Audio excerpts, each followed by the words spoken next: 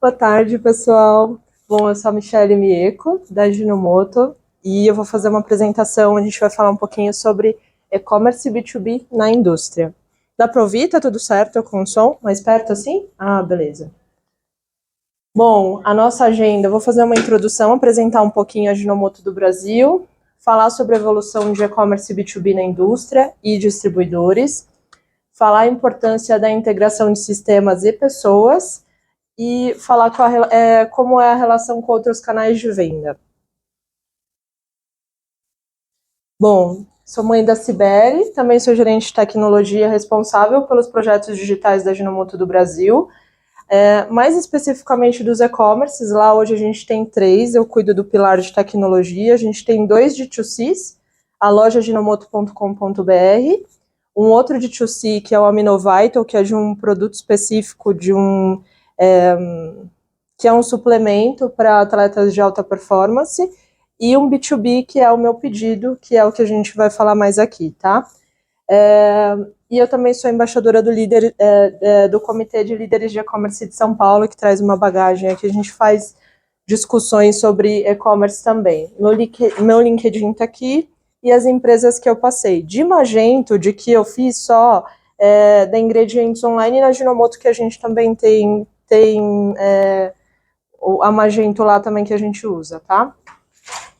Bom, falando um pouquinho da história, né, a Ajinomoto surgiu com a descoberta do umami, que é o quinto sabor, né, de paladar, pelo Dr. Kikunae Ikeda, lá em 1908.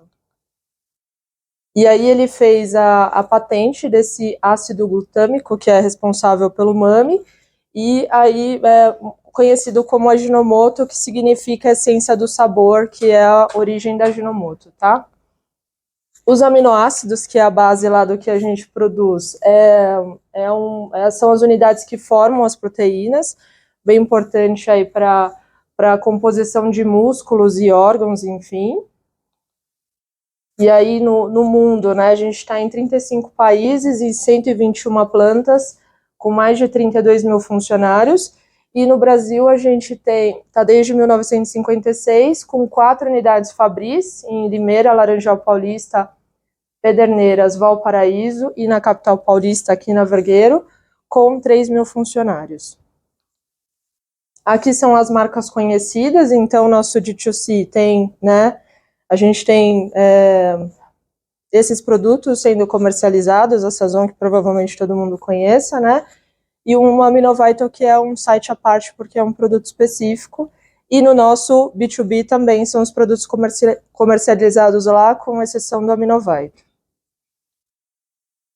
Aí, além dos produtos de food e varejo, que são esses, a gente também tem produtos de agronegócio, que são esses, os de nutrição animal, que são esses, de food ingredients, que são soluções para a indústria de alimentos, né, também, e a gente tem produtos de food service que a gente também vende no B2B, tá? Aí, falando um pouquinho sobre a evolução do B2B, eu vou trazer muita visão do que a gente teve lá na Ajinomoto do B2B, tá?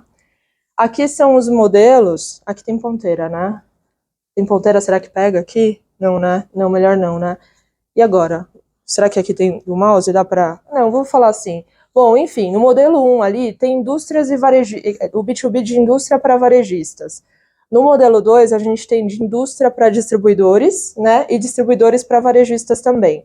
O modelo que a gente trabalha lá como marketplace é de distribuidores para varejistas, tá?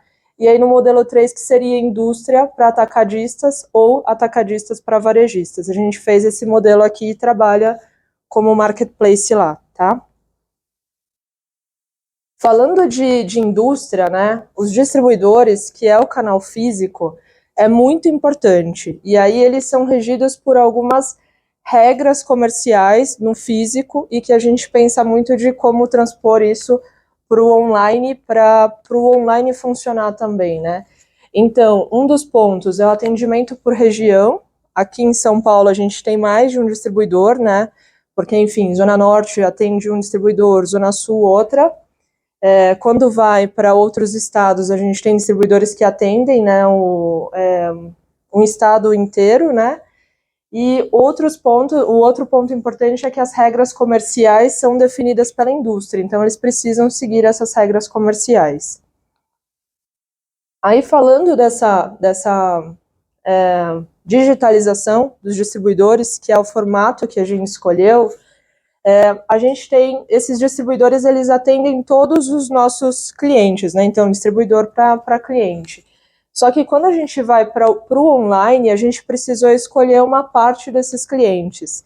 E aí a gente começou pelos pequenos e médios. Quem é o pequeno e médio cliente dos nossos distribuidores? São as pequenas vendas, enfim, pequenos restaurantes e médios negócios, principalmente de bairro, que a gente começou a fazer a venda nesse projeto para esses clientes específicos, tá?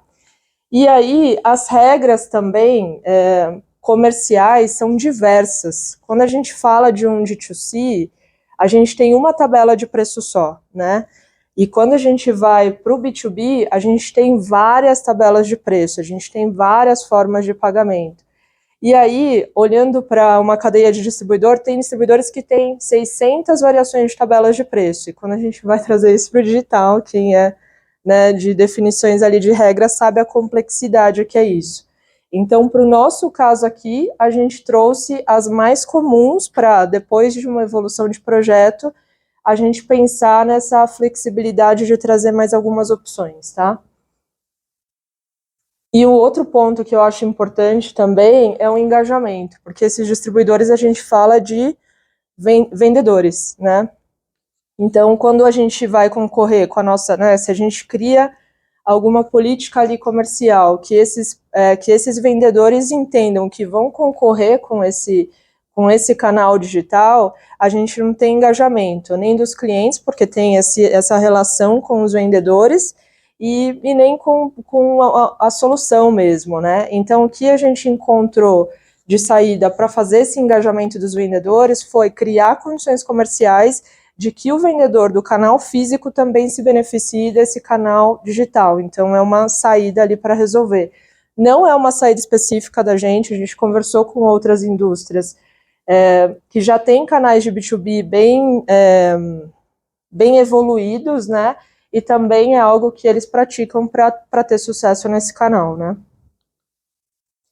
E aí, também, eu acho que isso é muito importante, né? Quando a gente fala de indústria, diferente de um B2C ou outros e-commerces, né? A gente tem muito mais velocidade, né? O Rafael falando um pouquinho do formato de projeto é muito mais fácil porque é um mercado que já se tem muitas regras definidas, que é um mercado mais maduro, né? E quando a gente vai para o B2B, a gente tem ali algumas especificidades que ainda não são todas vencidas no mercado, que por regra parece fácil, mas enfim. O que a indústria vê, que eu vejo aqui, é que o canal de digital e o e-commerce tem que estar vendo os movimentos de mercado, né? E buscando atualização do público, principalmente do público mais jovem, inclusive no B2B, porque são, né, às vezes aquele senhorzinho ali que tocava a venda dele sozinho, hoje ele tem um filho, enfim, tem alguém na família que vai herdar aquele negócio. Então a gente busca falar com esse público mais jovem, e como sempre, eu acho que todo mundo já ouviu aqui, o digital tem que reduzir custos, aumentar a eficiência e a velocidade também, né? Esses dados é da empresa do Rafael lá da Valtech, né? Então, olhando, eu trouxe um pouquinho também que eu acho que bate muito com o que a gente vive na indústria, né? O ano passado, ali falando de dados comparáveis ali, as indústrias falavam que tinha uma maturidade digital comparável aos seus concorrentes, né? Menor do que esse ano, e falavam muito mais que estavam à frente quando comparado aos concorrentes, né? E isso até no estudo fala que mudou-se um pouquinho esse resultado, não por um ponto de mercado, mas por uma maturidade da visão com relação a esses dados aqui, né? E eu vejo muito isso. Então, assim, a gente olhava que a gente queria estar sempre à frente do concorrente, e hoje a gente consegue enxergar que o mercado todo está aprendendo também, né? Esse daqui é um outro dado também que fala sobre, né, também da mesma pesquisa, que fala sobre os orçamentos, né? Então, o ano passado ali, a gente via um investimento muito maior ali na casa de 1 a 20% de investimentos em digital. E esse ano, boa parte ou vai ter o mesmo investimento ou vai fazer desse 1 a 20% de investimento. E isso quer dizer o quê, né? Que, na verdade, todo mundo está olhando para o canal de digital, que antes estava muito aquecido, investindo-se muito, deu uma paradinha para pensar aonde reinvestir melhor. E a gente vê que internamente a gente fez isso realmente, né? De olhar onde a gente estava investindo e como investir melhor esse investimento para depois pensar em outro direcionamento, né? Ali do lado direito, a gente vê que os maiores investimentos também estão em tecnologia, depois marketing, depois vendas, né? E esses investimentos em tecnologia, porque e-commerce permeia, né? Tecnologia principalmente, e aí a gente vê também o resultado, uma pesquisa ali da Getúlio Vargas falando que cada 1% de verbas investidas em tecnologia, a cada 2 anos, os lucros delas têm potencial de 7% de crescimento em lucros, né? Só que no e-commerce, quando a gente traz essa realidade, a gente sabe que é um pouquinho diferente. Não que o investimento de tecnologia não traga resultado, mas porque a gente ainda tem alguns, por exemplo, o B2B, muitas coisas se aprendendo, né? Estou falando muito rápido, né? Essa é uma pesquisa também de Google falando sobre adoção de tecnologia, e o Brasil tem 59% das empresas tendem a estar entre as primeiras a usar novas tecnologias.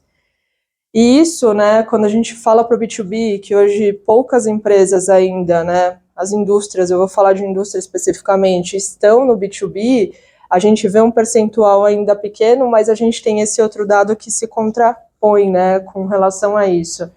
Então, a gente vê que ainda tem muita coisa a se aprender dentro do B2B também em tudo de e-commerce, né? Aí esse é o último dado que eu vou falar de Black Friday. O ano passado, por indisponibilidade de plataforma, aqui um pouquinho o Rafael trouxe ali sobre, né, olhar escalabilidade para campanhas de Black Friday, enfim, o Brasil perdeu 48,4 milhões de reais em disponibilidade, né? A gente fez uma campanha grande agora em fevereiro do BBB, Big Brother Brasil, e a gente sabe a dimensão. E quando a gente olha para isso, é importante olhar para a plataforma, né? Então, esse dado também é importante quando a gente fala de tecnologia e por que os investimentos em tecnologia são tão importantes, né? Aí, falando de integração, eu vou começar por pessoas, né? Que esse também é um ponto da indústria. A gente olhando essa mesma pesquisa ali, as indústrias falam que estão operando em uma agenda digital, né? Mas sem alinhamentos entre departamentos, e a maturidade digital é muito variável dentro da indústria. Por que isso? Né? A gente tem várias divisões, ali a gente olhando para a própria Ajinomoto, né? A gente tem a divisão de food, que já tem 2 e-commerces, a de AminoScience, que a gente também tem e-commerce, mas eu tenho, por exemplo, agribusiness e tenho animal nutrition, e a gente sabe que o nosso país é muito voltado a agronegócios e a gente ainda não tem e-commerce, né? Então, quando a gente olha para o digital na indústria, a gente vê, né, a indústria que a gente se conversa também, a gente vê isso, que apesar de a gente ter canais digitais muito desenvolvidos, em alguns pedacinhos ali a gente trabalha só por silos, e falta essa maturidade, tem uma maturidade digital variável. Então, o conhecimento fica muito restrito em algumas áreas e outras ali a gente tem déficit dessa entrada do digital e falta de oportunidade também, né? Aí, falando sobre, né, estratégias de digital, é muito também parecido com o que a gente vê, né? Nessa pesquisa eles pediram para falar algumas hashtags do como eles descrevem a estratégia digital no momento. E aí fala assim, quase lá, mudando de marcha, implementando, aprendendo. Então, é sobre isso, né? Todas as vezes que a gente fala ali dos projetos, o Rafael falou um pouquinho de a gente, né, ter a visão do agora e como vai ser o projeto, né? Mas a gente sabe que quando a gente começa um projeto de e-commerce ali, é sempre a redução de custos, os menores investimentos, e a gente vai crescendo de acordo com os resultados. E nem sempre, para a definição de algumas tecnologias, isso vai dar certo lá no final, né? Então, a gente tem aquelas alterações de rota, enfim. E eu acho que todas estão vivendo isso em alguns canais. Aí, falando sobre os objetivos de transformação, a gente também vive a mesma coisa, né? Upsell, busca por oportunidades, redução de complexidade, eficiência, enfim, né? E eu acho que a gente também vive esse mesmo ponto, olhar para os investimentos que já foram feitos e como melhorar, buscar também, né, conhecer melhor o nosso cliente lá da ponta, que está que está lá no varejo, para entender o que ele espera da gente, e o canal online acaba sendo aí um bom caminho para a gente trazer essa informação de volta, né? E aí, falar uns pouquinhos dos aprendizados que a gente teve com relação ao Adobe Commerce. Lá, para começar, a gente tem Adobe Commerce em 2 projetos, que era o nosso B2B e o nosso D2C, em instância de lojas juntas, num formatinho assim, ó. Então, a gente tinha o D2C e o B2B dentro da mesma instância, com lojas diferentes, né? E aí, com toda a complexidade de integração de RPs, enfim, né, do que a gente teve, entendeu que esse modelo aqui não funcionaria para a gente. Então, esse é um aprendizado que a gente teve, que características de negócios muito diferentes numa mesma instância, a gente vai ter problema com relação às regras de negócios que a gente vai fazer ali. Aí falar de dados e integração versus maturidade de mercado também. Esse é um dos pontinhos que a gente fez ali de desenvolvimento, com integração entre os RPs ali do que a gente tinha com a Magento. O nosso primeiro ponto era criar os produtos como é o marketplace comum, né? Então, ele enviava ali o IAM, o nome do produto, imagem, descrição, enfim. E aí a gente vê, para a nossa maturidade de negócio, que esse tipo de dados não era tão fácil de eles captarem o RP para passar para cá.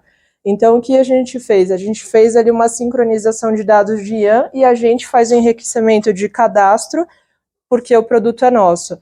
Então, esse é um ponto também. Por mais que o mercado já esteja fazendo de outro jeito, a gente teve que olhar para uma saída especificamente do nosso mercado com relação à maturidade de dados, por exemplo.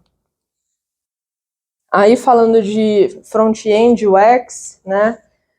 Indústria, no momento que a gente está de digitalização, o que, entre a concepção que a gente tem ali do que vai efetivamente para o ar, depois de 1 ano, 2 anos que acontece entre o estudo do projeto, é algo que também a gente sofre. Então, esse projeto, até sair do papel, ele ficou 1 ano. E aí, às vezes, quando ele vai para o ar, parece que o designer já tá obsoleto. Então, a gente precisa buscar a velocidade para a gente conseguir esse front-end acompanhando com o que se tem no momento, né, aquilo que vai parecer mais atualizado, né.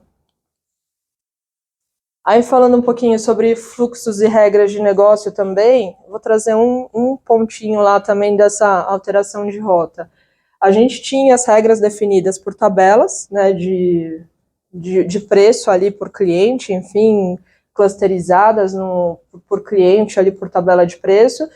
Só que a gente também tem diferenças com relação, por exemplo, a um cliente que compra para revenda e para transformar. E aí, quando a gente faz toda aquela concepção do projeto lá, dos fluxos lá atrás, isso daqui é uma mudança importante, só que é algo necessário para a gente continuar vendendo. Então, olhando para o que o Rafael falou ali, né, também, olhar para o que a gente consegue prever de rota é importante, mas tem coisas que realmente vai ser vão ser geradas ali no caminhar do projeto, né? Outro ponto também que eu vi com Adobe, né, que a gente fala das soluções. Quando a gente vai para uma empresa, né, que é âmbito global, a gente falou com soluções de pagamento de fora que atendiam o projeto. Só que aí não tinha algumas soluções que a gente tem no Brasil, como o Pix, por exemplo, ou como parcelamento faturado, que é o caso exclusivo de B2B, né? Então, são soluções específicas que a gente tem que desenvolver e depois, quando a gente vai pensar em governança de upgrade e tudo mais, a gente acaba sofrendo porque fez um fluxo ali específico que depois a gente vai ter que olhar para aquilo, né?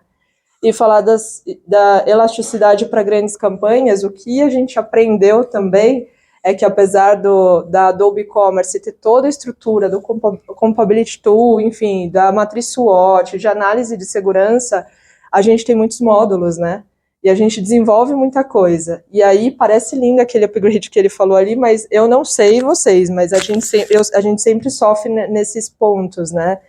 E eu acho que está muito ligado ao como a gente definiu essas regras e o que colocar para resolver um problema que a gente criou ali, né? E aí o único ponto que a gente vê como resolver todos esses aprendizados é falhar rápido e aprender rápido de como solucionar e ter uma solução a partir dos aprendizados que a gente teve, né? Aqui eu não trouxe, né, um slide específico, mas eu acho que bem essa frase aqui, que o B2B e-commerce, o sucesso não está só na transação que acontece na plataforma, né? A gente viu muito isso com a nossa digitalização, porque a contribuição que a gente teve de uma cadeia de distribuição que é muito evoluída, né, no canal físico, para se digitalizar, ela sofre muito por essas regras, por entender, porque tem vendedor que fala assim, nossa, mas eu chego lá e negocio, agora eu tenho que te falar a promoção antes né, para cadastrar, eu não consigo fazer essa negociação mais. Então, o que eu vejo que a digitalização para o canal de B2B e-commerce é o que, além da transação, concordo muito com ela, é além da transação, o relacionamento que a gente constrói, aprendendo o que ele tem para nos ensinar, e a gente também ajudando ele a pensar de uma forma digital e estruturada para ser mais escalonável dentro do digital, né? E a entrega de valor para o cliente também, né? Porque, enfim, quando a gente fala de uma cadeia de vendedor, ele está preso àquilo ali, e o B2B commerce acaba pode ser também uma ferramenta que apoie esse time de vendedores a vender mais, né? Para fazer esse upsell que a gente tanto espera, né? E aí, dentro do nosso mercado, né? Do nosso mercado, se a gente olhasse para antes da pandemia, os produtos de necessidade, eles nunca estariam aqui, né? Você não vai entrar num site específico, vou comprar a Sazon, né? E aqui, essa é uma pesquisa do Google também, que para esse ano, fala que 2023 é o ano de produtos, né, de necessidade e compras por recorrência, que é muito parecido com o nosso produto. Só que tudo que a gente tem de e-commerce ali, do que a gente definiu de fluxo e que realmente atenda ele, precisa estar bem definido para isso funcionar, né? Então, apesar da pesquisa, a gente tem que olhar sempre para colocar, eu acho que o cliente no centro e conseguir resolver os problemas de digitalização ali, de vendas que faça sentido para ele e não seja muito diferente do que ele já está acostumado, né? Enfim, aí de perguntas, alguém tem, eu falo assim super rápido, né?